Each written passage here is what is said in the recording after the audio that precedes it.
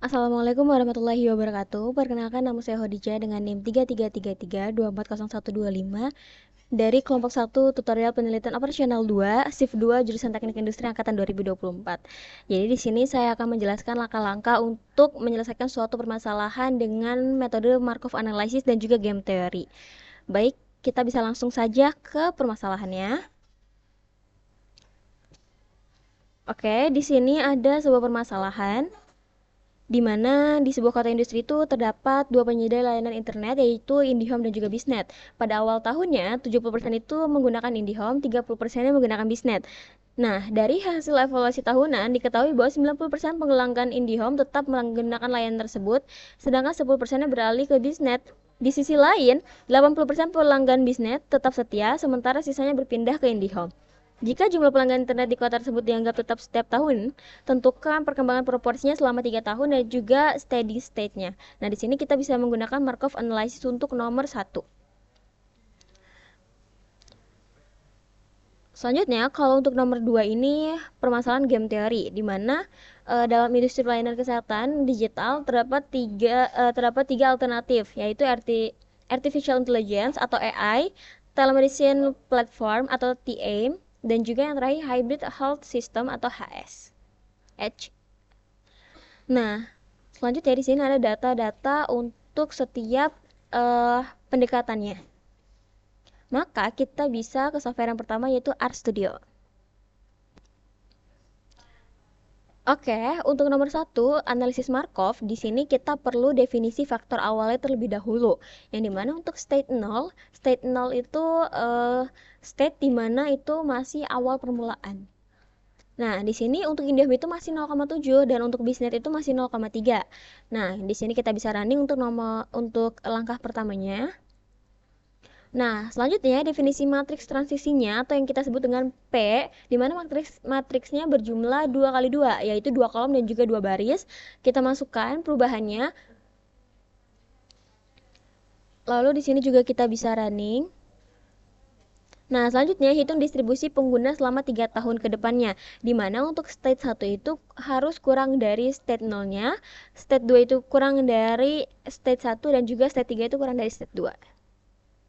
Di sini juga bisa kita running. Selanjutnya menampilkan hasil proporsi pengguna setiap tahunnya, di mana years-nya itu kita mulai dari 0, 1, 2, dan 3. Oke, di sini kita bisa lihat proporsinya, di mana untuk tahun ke 0 itu sesuai dengan soal, yaitu 0,7 untuk IndiHome atau 70% untuk IndiHome, 30% untuk Biznet. Dan selanjutnya untuk tahun pertama atau tahun 1 itu sekitar 69% itu IndiHome, 31%-nya Biznet. Tahun kedua, 68,3% itu IndiHome, 31,7% itu Biznet.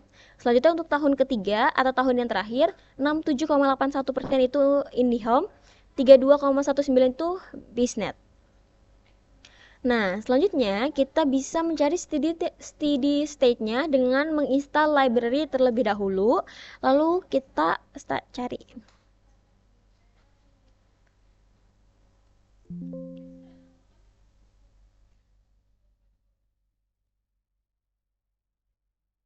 Nah, di sini terlihat untuk steady state-nya pengguna IndiHome itu sekitar 0,6667 atau sekitar 67%, sedangkan untuk Biznet itu sekitar 33%.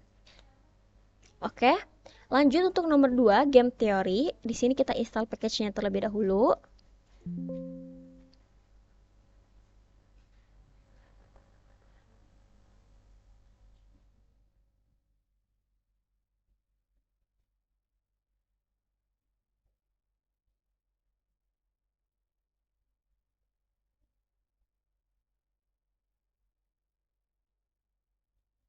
Lalu kita membuka library-nya yang sudah diinstal sebelumnya.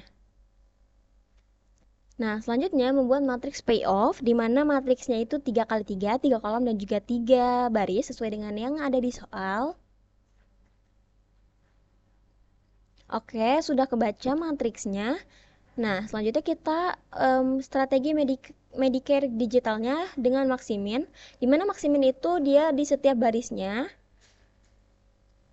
yaitu nilainya 50. Sedangkan untuk minimaxnya itu di setiap kolom.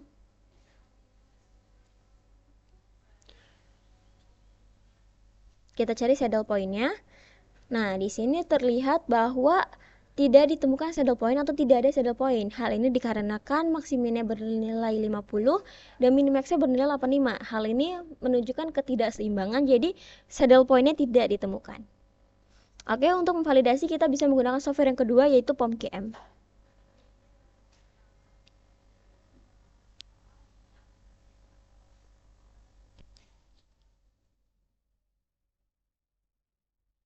Oke, untuk soal yang pertama dengan POMKM, kita bisa menggunakan Markov analysis dari modul. Lalu kita pencet new. Di sini kita tulis nama kita.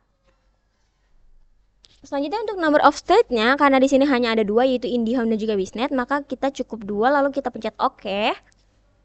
Nah, selanjutnya di sini untuk inisialnya atau inisial itu bisa kita isi dengan data awalnya. Jadi 70% atau kita desimalkan menjadi 0,7. Nah, state 2-nya itu 0,30.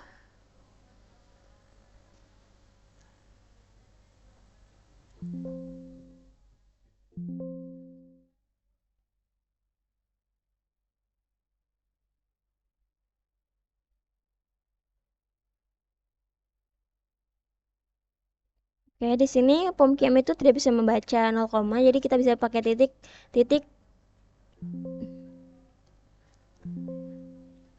30. Nah, untuk state satunya di sini kita bisa masukkan yang 90%.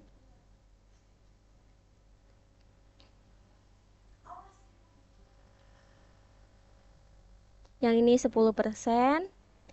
Yang ini itu yang 80%. Nah, yang di sini berarti 20% ya. Lalu kita bisa coba solve. Oke, di sini kita bisa lihat bahwa hasilnya sama ya. Jadi untuk steady state-nya itu untuk jangka panjangnya, di mana untuk IndiHome itu sekitar 0,6667 atau sekitar 67%, sedangkan untuk BizNet-nya itu sekitar 0,33 atau 33%. Oke, kalau misalkan sudah, kita bisa lanjut ke yang soal nomor 2. Untuk soal nomor 2, di sini kita bisa menggunakan game teori. Kita bisa ke modul, lalu game teori. Di sini kita bisa new. Habis itu kita tulis. Nah, di sini number of row-nya itu 3 dan number of column-nya juga 3. Nah, setelah itu kita bisa ganti row start satunya itu AI, row start 2-nya itu TM, dan juga row start 3-nya itu HS. Dan untuk kolomnya juga sama.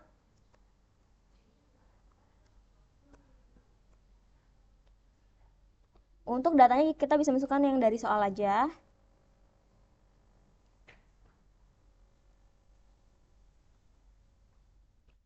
Untuk TM-nya itu mulai dari 92, 45, 66.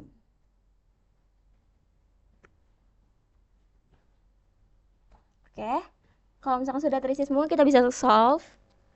Oke, untuk hasilnya di sini tuh terbaca karena untuk POMKM itu dia bisa langsung mendeteksi atau udah ada settingannya. Jadi di sini terlihat bahwa value-nya itu 62,62. Tapi kita bisa validasi dengan melihat dari si